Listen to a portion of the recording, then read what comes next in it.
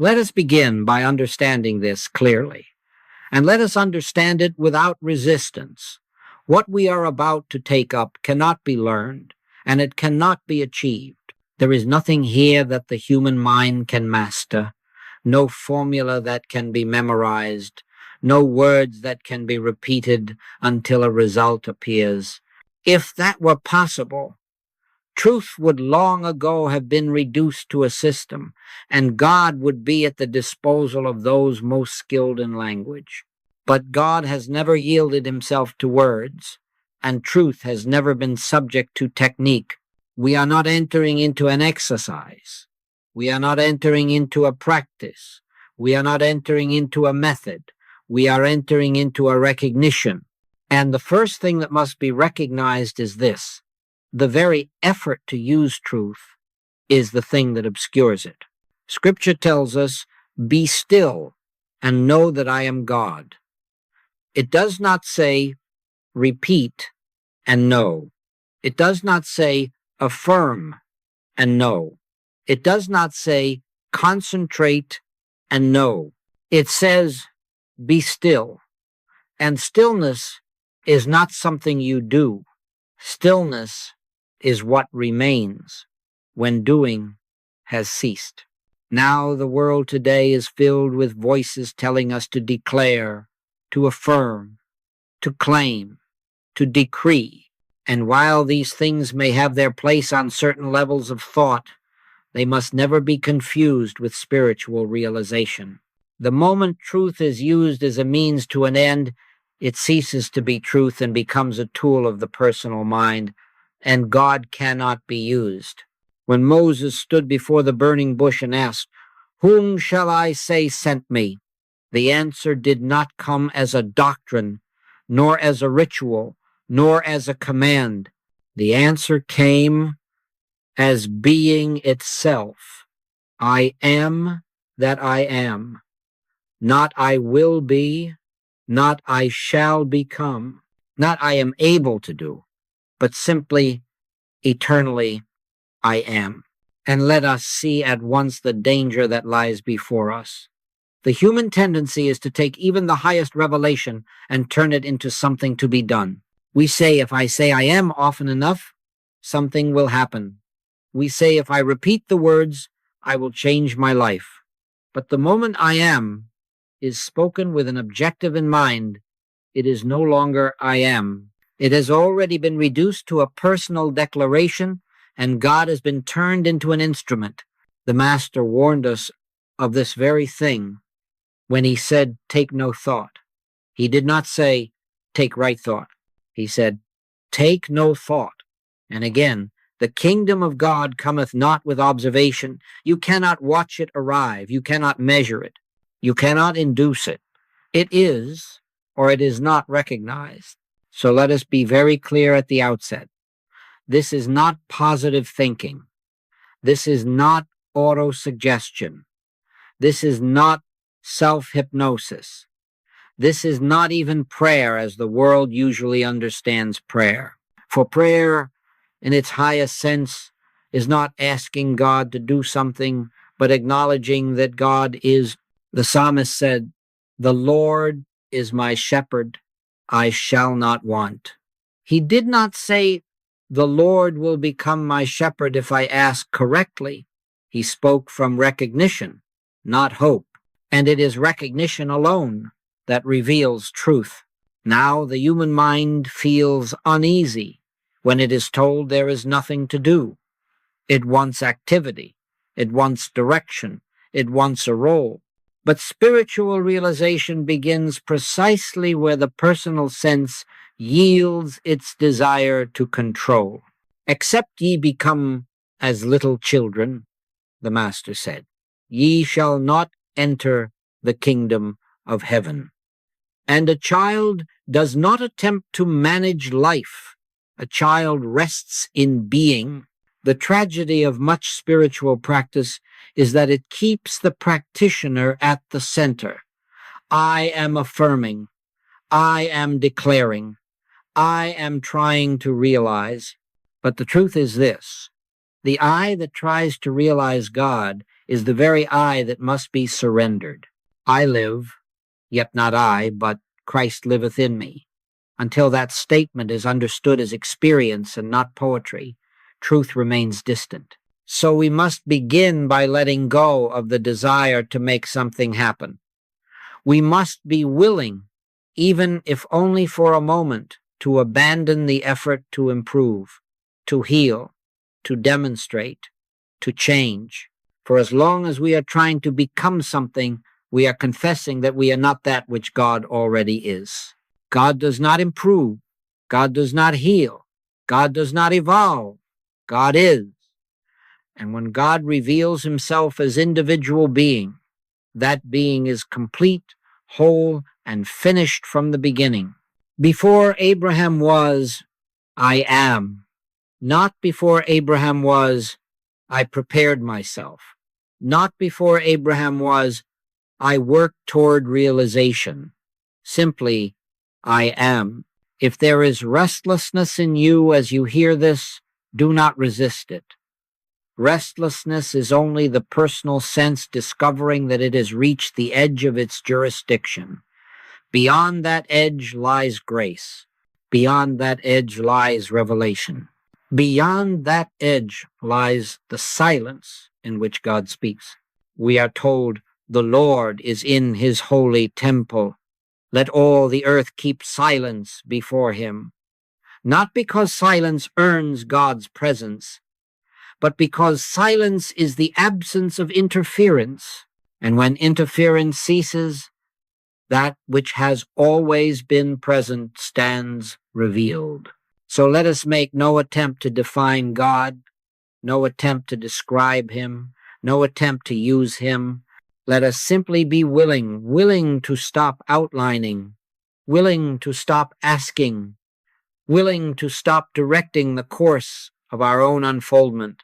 For not by might, nor by power, but by my Spirit, saith the Lord.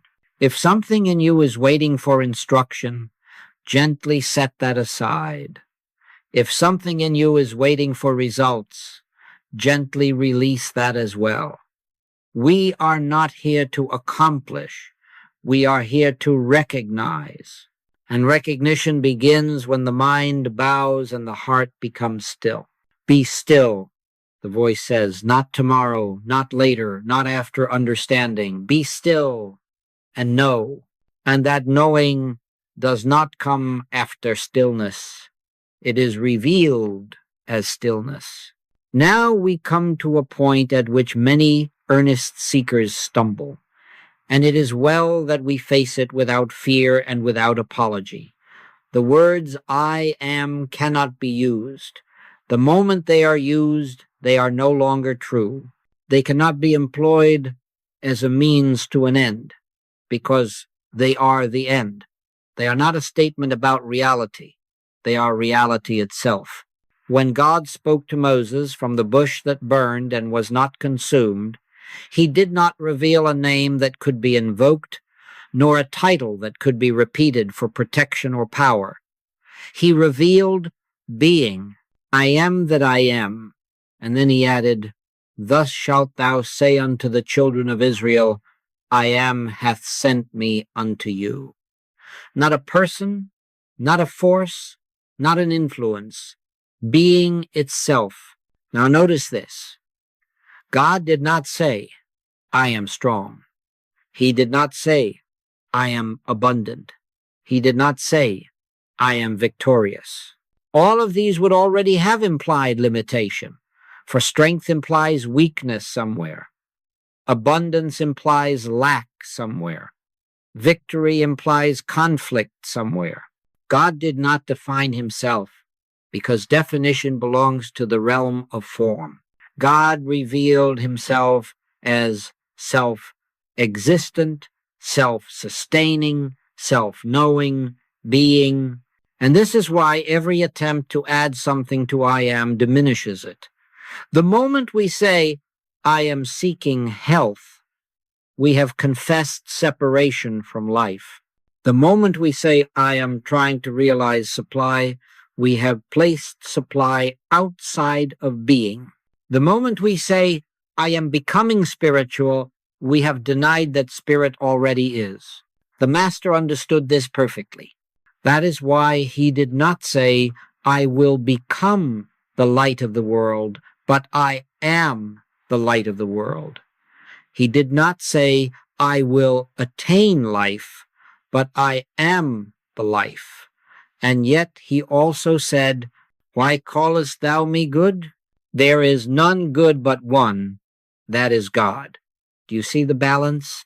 The personal sense is never glorified, yet the divine identity is never denied. Here is the subtlety that the intellect cannot grasp. When I am is spoken from the personal sense, it is arrogance. When I am is recognized as God appearing as individual being, it is humility. The human mind fears this teaching because it imagines, it exalts the person. In truth, it dissolves the person entirely. As long as we believe that there is a me who must use I am to get something, we are still living in the belief of separation. We are still believing that God is somewhere else, that life must be improved, that harmony must be achieved. But the prophet tells us, I am the Lord, I change not. If God does not change, then reality does not evolve into perfection. It is perfect and must be recognized as such. This is why affirmations, when carried to their extreme, eventually exhaust the sincere student. There comes a point where repeating truth no longer satisfies, because the soul senses that truth is not something to be said, but something to be lived. In that day, said the Master, ye shall know that I am in my Father, and ye in me, and I in you, not spoken, known. And how does one come to this knowing? Not by striving upward, not by declaring louder, not by convincing oneself. One comes to this knowing by letting go of the belief that one is separate from being. The ego does not ascend into God. The ego yields and disappears, and what remains is God appearing as consciousness.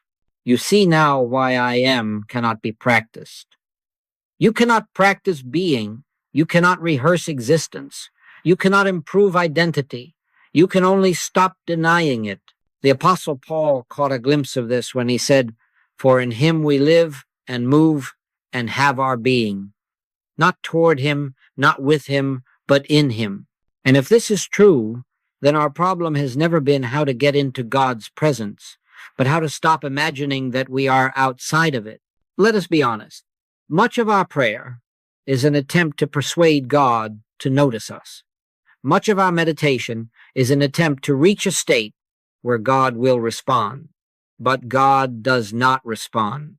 God reveals. And revelation does not come to the one who seeks, but to the one who yields. Not by works of righteousness which we have done, Paul tells us, but according to his mercy he saved us. Salvation, healing, harmony, these are not rewards for correct spiritual behavior. They are the natural revelation of truth when false identity dissolves. So when we speak of I am, let us never speak of it lightly. Let us never attach it to desire. Let us never use it as a lever. Let us approach it as Moses did, barefoot, with the shoes of human reasoning removed, standing on holy ground. For the ground of being is always holy. Consciousness is holy. Awareness is holy. And when we cease trying to make I am do something for us, we begin to discover that I am has always been living us. At that moment, prayer becomes silence. Seeking becomes resting. And identity ceases to be a question. I am that I am. And there is nothing more to say. Now we come to a point that the human mind resists more than any other, and yet it is the very point upon which freedom rests. There must come a yielding, not a destruction, not a struggle, not a battle, but a yielding of the personal sense of self. Until this yielding takes place, truth may be admired, quoted, even believed, but it will not be lived. The personal sense says, I am the one who must understand. I am the one who must heal. I am the one who must improve, overcome, and arrive. But the Master said plainly, without me, ye can do nothing. And again, take no thought for your life. These are not poetic sayings. They are statements of law. They tell us that the personal self is not the doer, not the source, not the cause. The personal self lives in time. It remembers yesterday and anticipates tomorrow. It measures progress. It fears loss. It seeks security. It says, I was sick, now I am better. Or I was lacking, now I am improving. But God does not live in time, and reality does not unfold in stages. Known unto God are all his works from the beginning of the world. There is no process in God, only being. So long as we identify ourselves as a personal entity moving through time, we inevitably live as effect. We believe something has acted upon us, genes, circumstances, other people, economic conditions, even our own past mistakes. But the infinite way reveals something startling and liberating. You are not an effect searching for a cause. You are cause appearing as effect. This is not flattering to the human ego. It is fatal to it. And that is why the ego resists this truth. It senses that its reign is ending. For if God is the only cause, and if God constitutes individual being, then there is no personal doer left to manage life. I live, yet not I, but Christ liveth in me. This is not a goal. It is a recognition. Let us look honestly at this personal sense. It is the I that says, I am afraid. It is the I that says, I am unworthy. It is the I that says, I am trying to be spiritual. But Scripture tells us that which is born of the flesh is flesh, and that which is born of the Spirit is spirit. The personal sense belongs to the realm of flesh, not flesh as body, but flesh as concept, flesh as belief, flesh as the assumption of separation. And Paul tells us further, flesh and blood cannot inherit the kingdom of God. Why? Because concepts cannot know reality. A belief cannot behold truth. Only consciousness, unconditioned and unconfined, can know God. Now, this collapse of the personal self is not something you do to yourself. You do not deny it. You do not fight it. You do not try to get rid of it. You simply stop feeding it with belief and attention. The personal self dissolves when it is no longer believed to be real. Jesus never attempted to improve the personal man. He never tried to make the human self more spiritual. He said, ye must be born again, not repaired, born again. And this rebirth is not into a better humanhood, but into spiritual awareness. That which is born of the Spirit is spirit. The moment we begin to see that the personal sense has never been our true identity, fear begins to loosen its grip. Fear belongs to the belief in separation. Fear belongs to the belief that life can be threatened, diminished, or lost. But when identity shifts from person to presence, fear has no foundation. Perfect love casteth out fear, not human love, divine recognition. At first, this yielding may feel like uncertainty. The personal sense cries out, if I am not in control, what will happen? And the answer is given quietly, always quietly. The Lord shall fight for you, and ye shall hold your peace. Peace does not come from controlling life. Peace comes from trusting being. Do not imagine that this yielding makes one passive or ineffective. On the contrary, it releases intelligence, guidance, and activity that do not originate in personal will. It is God which worketh in you both to will and to do of his good pleasure. The highest action flows from surrender, not from strain. Here, then, is the great turning point. We stop saying, I am a person trying to reach God, and we begin to realize, I am the place where God is appearing. The former is effort. The latter is grace. The former is religion. The latter is revelation. When the personal sense collapses, it does not leave emptiness. It leaves presence. It leaves awareness. It leaves that still, luminous consciousness in which nothing needs to be added and nothing can be taken away. This is the peace that passeth understanding, because understanding belongs to the mind and peace belongs to being. So do not fear the fading of the personal self. What is fading was never real. What remains is what has always been. Before I formed thee in the belly, I knew thee, not as a person, not as a history, not as a name, but as being.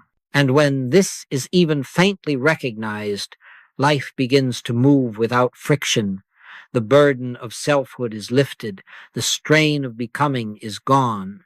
And one finds, almost with surprise, that what remains is not less life, but more life, without fear, without striving, without the constant pressure of self-improvement. Come unto me, the Master said, all ye that labor and are heavy laden, and I will give you rest. Not instruction, not technique, rest. Now, as the personal sense yields and its claims begin to loosen, we come naturally, inevitably, to the next revelation. There is only one cause, not many causes, not competing causes, not a higher cause struggling against lower causes. There is only one cause, and that cause is I am. This is not philosophy. This is not theology. This is not metaphysical speculation. This is the foundation upon which all spiritual freedom rests. Hear, O Israel, the Lord our God is one Lord. One, not first, not greatest among many, but one.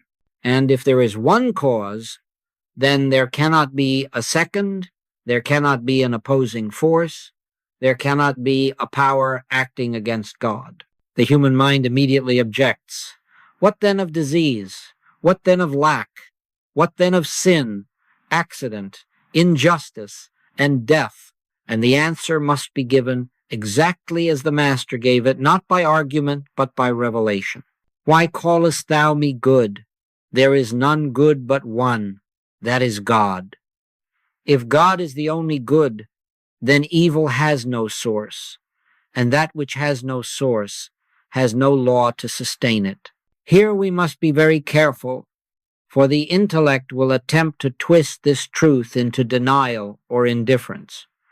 We are not saying that human experience does not present discordant appearances. We are saying that appearances do not constitute cause. Judge not according to the appearance, but judge righteous judgment.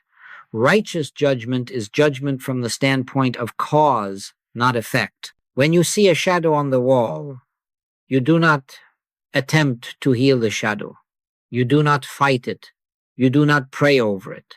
You simply turn toward the light, and the shadow disappears not because it was conquered, but because it was never a thing in itself. So it is with all discord. It exists only as belief in a cause apart from God. Now, let us see the immensity of what is being revealed here. If I am, is the only cause, then supply is not something that comes to you. Supply is something that flows from you. Health is not something added to you. Health is the natural state of life expressing itself. Intelligence is not something you acquire. Intelligence is the activity of divine mind appearing as your awareness. This is why Jesus never sought causes in the outer realm. He never asked, what caused this sickness? He never asked, who sinned? He said plainly, neither hath this man sinned, nor his parents, but that the works of God should be made manifest. In other words, stop looking for causes in effect. Recognize the only cause and let it appear. The moment you accept yourself as an effect of heredity, of environment, of economy, of chance, you have surrendered your birthright. For God does not produce effects that must look elsewhere for their support. God appears as cause, appearing as effect, sustained by itself. I am that I am means I am self-existent being. Do you see now why fear dissolves when this is recognized? Fear always arises from the belief in a power other than God. Fear says, something can happen to me. But when you know that all cause is embodied in your own being, not as a person, but as presence, fear has nothing to attach itself to. The Lord is my light and my salvation, whom shall I fear? Now, let us go one step further, and this is where the revelation becomes practical. If I am is the only cause, then there is no power in conditions, no power in numbers, no power in time. Delay has no power. Prognosis has no power. History has no power. With God, all things are possible, not someday, not eventually, but now. This does not mean that we manipulate reality. It means we stop believing in unreal causes. We do not make harmony appear. We stop believing in discord as cause. And when false causation is withdrawn, the true cause stands revealed, and its effect appears naturally. Many have tried to make God work for them. That is why they struggle. But God does not work for you. God works as you.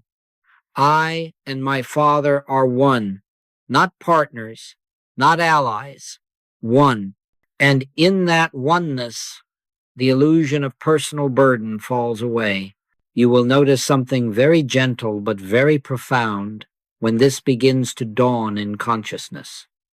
The urgency to fix things diminishes. The anxiety to control outcomes fades. The constant inner dialogue about what must be done grows quieter.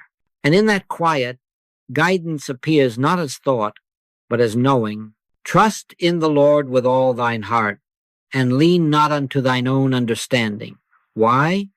Because understanding seeks causes in the realm of effect. Trust rests in the recognition of one cause. Here is the great secret that changes life without effort. You do not have to demonstrate supply, health, or harmony.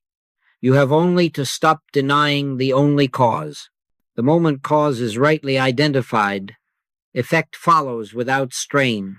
Seek ye first the kingdom of God and his righteousness, and all these things shall be added unto you, added not produced by effort, but appearing as the natural accompaniment of right identification. So let us rest here for a moment. Let us feel the simplicity of it. One cause, one life, one power, one presence. And that presence is not somewhere else. It is the very awareness by which you are hearing these words. It is the consciousness in which thought appears and disappears. It is nearer than breath, closer than hands or feet. I am. And because I am is the only cause, There is nothing left to fear, nothing left to fight, nothing left to overcome.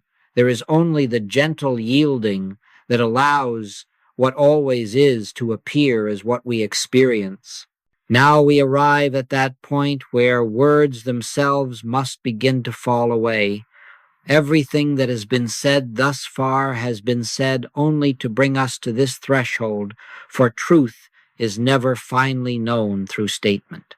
It is known only through stillness, not the stillness of the body, not the stillness of controlled breathing, not the stillness produced by effort, but the stillness that remains when the desire to do has been surrendered. The prophet Elijah sought God in the wind, in the earthquake, and in the fire. But the scripture tells us plainly that the Lord was not in the wind, nor in the earthquake, nor in the fire. And after these came a still small voice. That voice was not sound. It was awareness. It was the quiet recognition of presence. And it is this presence that reveals I am. We must understand this clearly. Stillness is not a practice that brings God near. Stillness is the absence of resistance to what is already present. God does not come when the mind becomes quiet. The mind becomes quiet when God is no longer resisted. The human sense always wants to enter stillness, to go into silence, to reach awareness.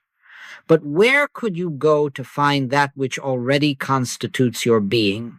Whither shall I go from thy spirit, or whither shall I flee from thy presence? There is no place to go, because there has never been a place where God is not. So we do not close the door on thought by force. We do not banish the mind. We simply let thought pass as clouds pass across the sky, without following, without resisting, without judging. The sky does not fight the clouds. It remains itself. Consciousness does not struggle with thought. It remains aware. This is why the Master said, when thou prayest, enter into thy closet, and when thou hast shut thy door, pray to thy Father which is in secret. That closet is not a physical place. It is the inner chamber of awareness where the personal sense has ceased knocking. And when that door is shut, not against the world, but against effort, then prayer becomes communion. In this stillness, you are not waiting for something to happen. Waiting implies time, and time belongs to the realm of effect. In stillness, there is only being, and being does not wait. Being is, if the mind says, am I doing this right? Let that thought pass. If the mind says, nothing is happening, let that pass as well. Truth does not announce itself with sensation. Revelation does not depend on feeling. Blessed are they that have not seen and yet have believed. Believe not in the sense of accepting a doctrine, but in the sense of resting in what is. It is here that many become impatient, because the personal sense wants evidence. It wants confirmation. It wants reassurance.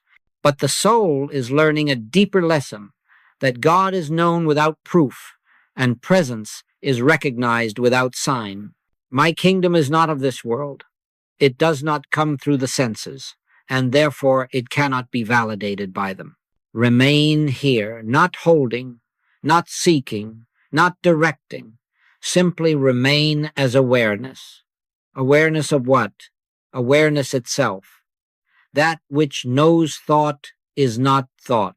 That which observes feeling is not feeling. That which is aware of silence is not silence.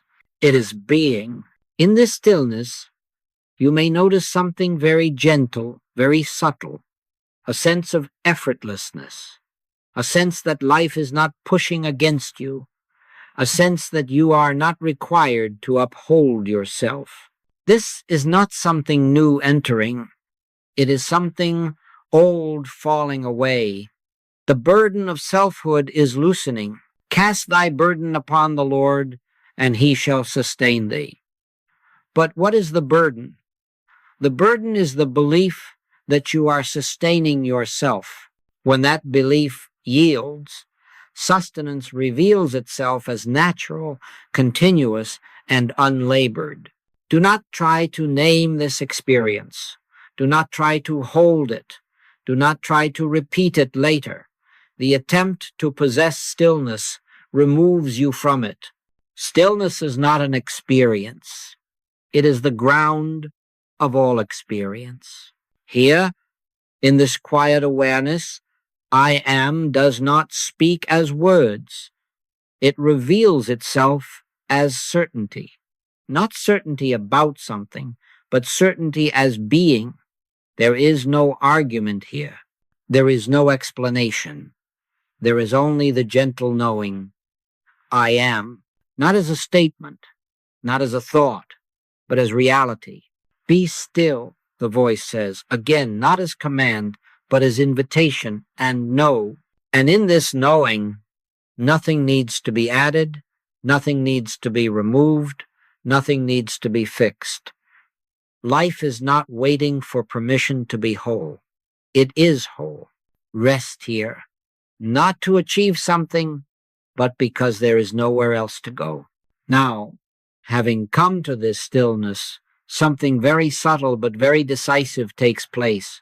Without effort, without announcement, the habit of asking begins to fall away, not because asking is forbidden, and not because desire is wrong, but because the consciousness that asks has quietly dissolved into the consciousness that knows. As long as we believe that God is separate from us, prayer must take the form of request. We ask for health, we ask for supply, we ask for protection, we ask for guidance. But the Master revealed a higher way when he said, Your Father knoweth what things ye have need of before ye ask him. Before, not after. Not because you asked correctly. Before. This one statement, if received, ends all anxious prayer. For if God already knows, then prayer cannot be informing God. If God already provides, then prayer cannot be persuading God. If God already is the fullness of being, then prayer cannot be trying to bring something into existence. Prayer, then, must be something else altogether. In the infinite way, prayer is not an act of speech. It is an act of surrender. It is the yielding of the belief that life is managed from the personal level. It is the quiet acceptance of the truth that all that constitutes your being is already established in divine consciousness. When ye pray, the Master said, believe that ye receive, and ye shall have. Notice carefully. Believe that ye receive, not that ye will receive. This is not optimism. It is recognition. It is not hope. It is awareness. It is the consciousness that knows fulfillment as present fact. Asking belongs to the sense of lack, and lack is never real. It is only a false identification. The moment identity shifts from effect to cause, from person to presence, lack has no place to stand. How can infinite being lack anything? How can the source seek supply? How can life ask for life? The prophet Isaiah speaks for God, saying, before they call, I will answer, and while they are yet speaking, I will hear. This does not mean that God responds quickly. It means that there is no interval between cause and effect in spirit. Fulfillment is not delayed, it is revealed. So when you find yourself wanting to ask, do not condemn that impulse. Simply pause. Let the question dissolve in stillness. Let the need turn inward and discover its source. Very often, in that pause, the answer reveals itself not as words, but as peace. Peace is the sign that prayer has been answered. Not excitement, not emotional relief, peace. My peace I give unto you, the Master said, not as the world giveth. The world gives relief after change. Spirit gives peace before change. And when peace is present, change follows naturally. Now let us be very clear. This does not mean that you never speak to God. It means that speaking gives way to listening. Speak, Lord, for thy servant heareth. Prayer matures from petition into receptivity. The lips grow quiet, and the heart becomes attentive. In this receptive state, guidance comes without strain, direction appears without planning, action unfolds without pressure. You find yourself doing what needs to be done, not because you decided, but because it became obvious. I will instruct thee and teach thee in the way which thou shalt go. I will guide thee with mine eye. Guidance is not shouted, it is seen. At this stage, you will notice that problems no longer dominate consciousness. They may still appear in the outer experience, but they no longer occupy the center. The center has shifted. You are no longer living from the circumference of life. You are living from its source. This is why the Master could say, even in the face of human need, take no thought. Not because needs are ignored, but because thought does not supply them. Supply flows from recognition, not from anxiety. The moment you stop asking life to give you something, you begin to experience life expressing itself through you. And this brings us to a very sacred realization. Prayer does not change God, and prayer does not change reality. Prayer changes consciousness.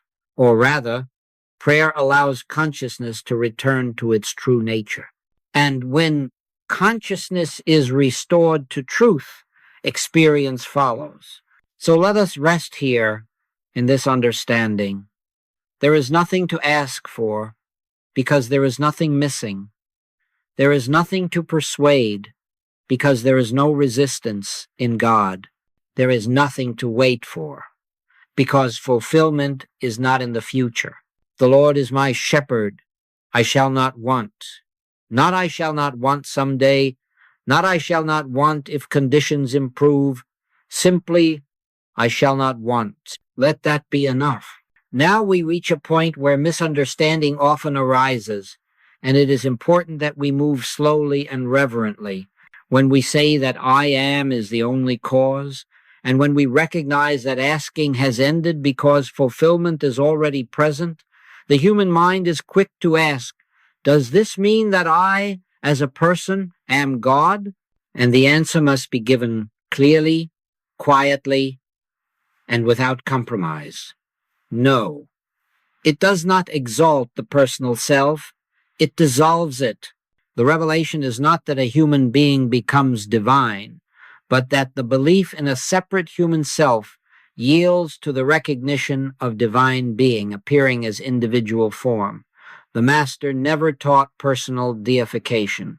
He taught divine incarnation. The Word was made flesh and dwelt among us. Not became flesh in the sense of limitation, but appeared as flesh, appeared as form, appeared as individuality, appeared as life expressed. Here we must be very careful to distinguish between personhood and individuality. Personhood is a mental construct, name, history, memory, fear, ambition. Individuality is divine expression, unique, infinite, without separation from source.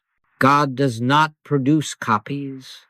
God expresses himself as infinite variety, each expression whole, complete, and self-sustained. I and my Father are one, the Master said. And then, lest we imagine this to be a unique privilege, he added, that they all may be one, as thou, Father, art in me, and I in thee. He did not exclude us. He did not elevate himself above humanity. He revealed the principle of being. So when we say that I am appears as you, we are not speaking of a personal you. We are speaking of consciousness itself taking individual form. Just as the ocean appears as wave without becoming less ocean, so being appears as individual without becoming divided. The wave does not create itself. It does not sustain itself. It does not direct the ocean, and yet it is never separate from the ocean. All that the ocean is, the wave expresses power, movement, depth, yet the wave claims none of it as personal possession. It simply is. This is the meaning of humility in the spiritual sense. Humility is not self-denial or self-deprecation. Humility is the recognition that there is no personal self to glorify. Why callest thou me good? The Master said, there is none good but one, that is God.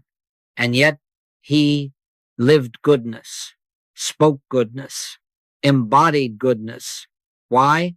Because goodness was not his. It was God appearing. When this is understood, the struggle between pride and unworthiness ends. Pride belongs to the belief in personal power. Unworthiness belongs to the belief in personal lack. Both rest on the same false premise, a personal self apart from God. When that premise dissolves, both pride and shame disappear together. Here is the great liberation. You are not responsible for being divine. You are not required to live up to a spiritual ideal. You are not asked to imitate God. You are asked only to stop denying what already is. Let this mind be in you, which was also in Christ Jesus. Not develop this mind. Let it be. This is why spiritual living, when rightly understood, becomes natural. It is not a strain to be loving when love is recognized as the substance of being. It is not difficult to be guided when intelligence is known to be the source of consciousness. It is not burdensome to be generous when supply is no longer believed to be personal. You begin to notice that life lives itself. Words come when needed. Actions unfold without anxiety. Decisions are made without inner conflict. And when mistakes appear, and they may, the burden of guilt does not follow, because you are no longer identifying yourself as a personal doer struggling to be right. You are resting in grace. It is not ye that speak, the Master said, but the Spirit of your Father which speaketh in you. This is not poetry. This is experience. And it becomes experience the moment the belief in a separate self yields. At this stage, something very sacred occurs. You stop asking, what should I do?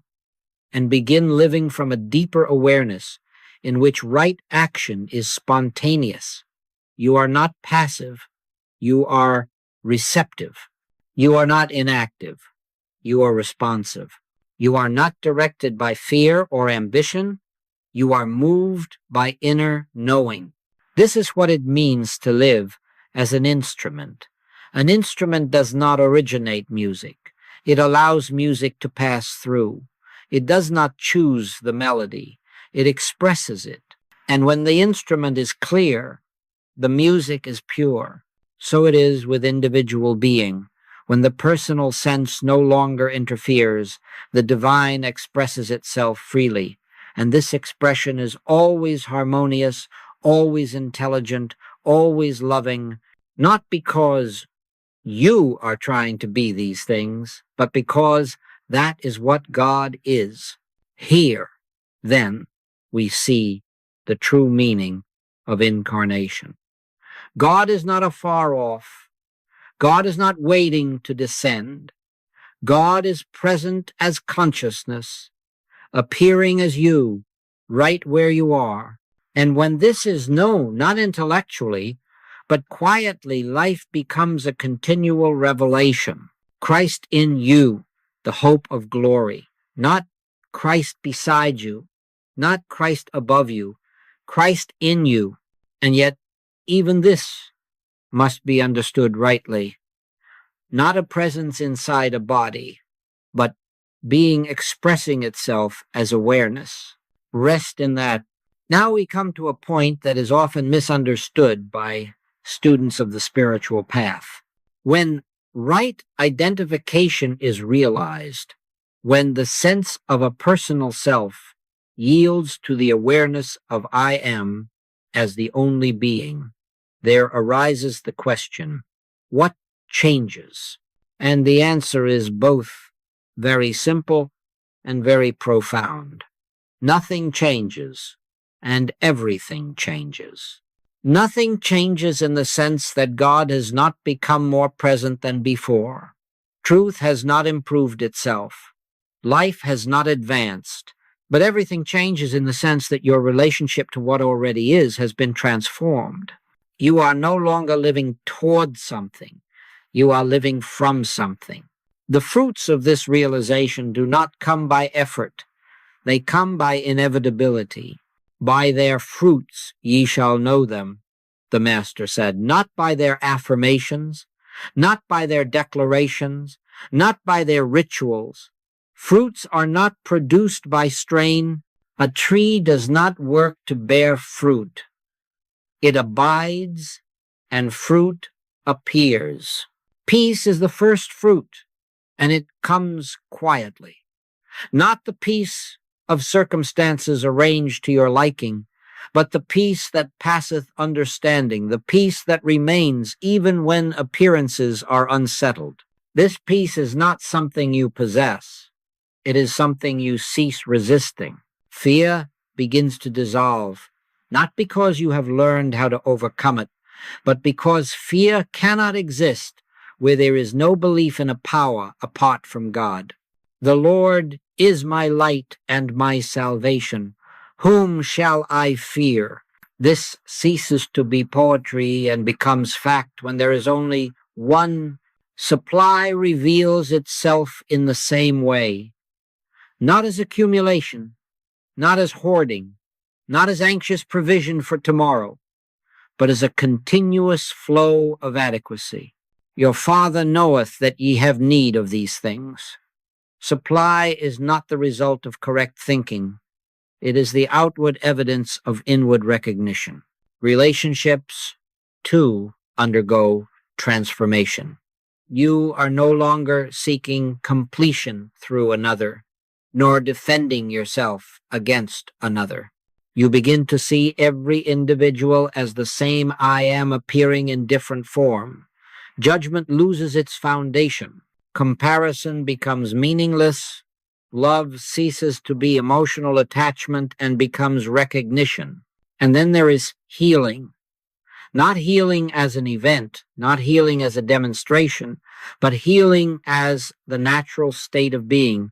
When false identification has been relinquished, disease has never been personal. It has always been a belief, a universal belief, accepted individually. When the belief in a self, separate from God, dissolves, the belief in discord loses its anchor. Healing, then, is not something you do to the body. It is something that happens when the body is no longer believed to be the source of life. The flesh profiteth nothing, the Master said, not because flesh is evil, but because flesh has no life of its own. The body responds to consciousness as shadow responds to form. Change the form, and the shadow changes automatically. There is no need to attack the shadow. One of the greatest freedoms that comes with right identification is release from personal burden. The belief that I must manage life, protect myself, plan outcomes, and secure the future is the root of exhaustion. This belief is not humility. It is arrogance masquerading as responsibility. When you know that I am is the doer, the planner, the sustainer. A great weight lifts. You still act, but action flows without tension. You still plan, but plans are held lightly. You still serve, but service is joyful because it is not personal sacrifice. Take my yoke upon you, the Master said, for my yoke is easy and my burden is light. This is not a metaphor. It is a law of being. When life is lived from I am, the burden is not removed by effort. It was never there to begin with. You discover that even mistakes lose their sting. When there is no personal ego to defend, error corrects itself. Guidance adjusts the course. Grace redeems what human judgment would condemn. All things work together for good to them that love God, not to those who struggle to control outcomes. This does not lead to passivity or indifference. On the contrary, it produces alertness, responsiveness, and intelligence. But the strain is gone. The anxiety is gone. The inner argument is gone. Life becomes simple. Now let us speak of prayer, for prayer is always transformed when right identification is understood. Prayer ceases to be petition. It ceases to be persuasion. It ceases to be an attempt to move God. Prayer becomes communion. When you know that God is not separate from you, there is nothing to ask for and no one to ask. Prayer becomes listening. Be still and know that I am God. Stillness is not a technique.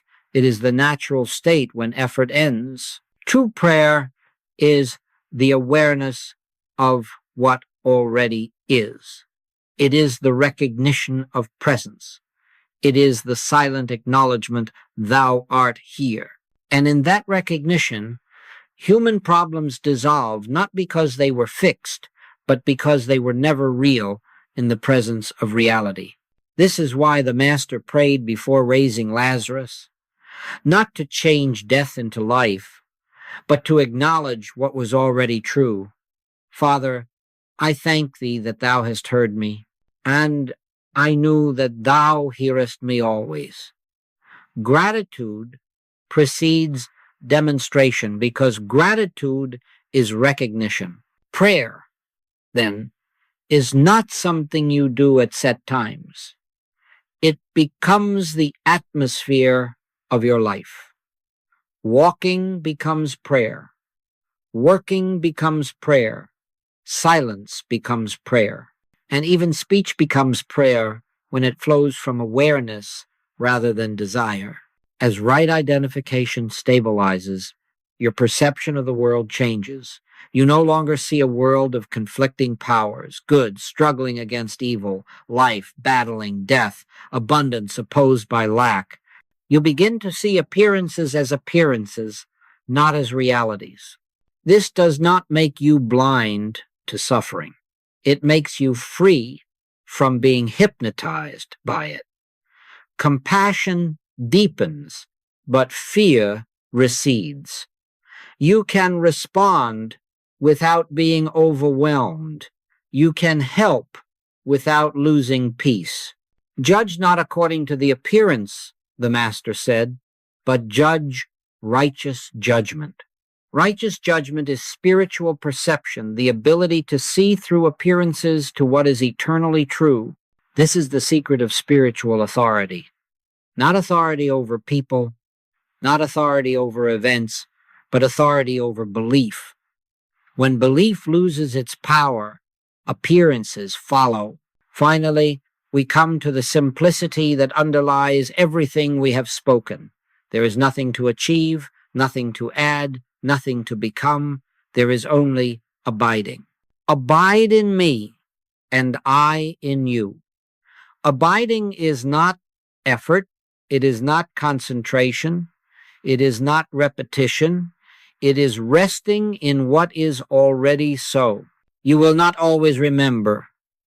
You will not always feel elevated. There will be moments when the old sense of self returns. Do not fight it. Do not condemn it. Simply return again and again to the quiet recognition, I am. Not I am sick or I am well, not I am successful or I am failing, just I am. Before adjectives, before labels, before history. In that stillness, truth reasserts itself, and life unfolds as it always has, effortlessly, intelligently, lovingly. Before Abraham was, I am. And before every problem, every fear, every need, I am. Rest there.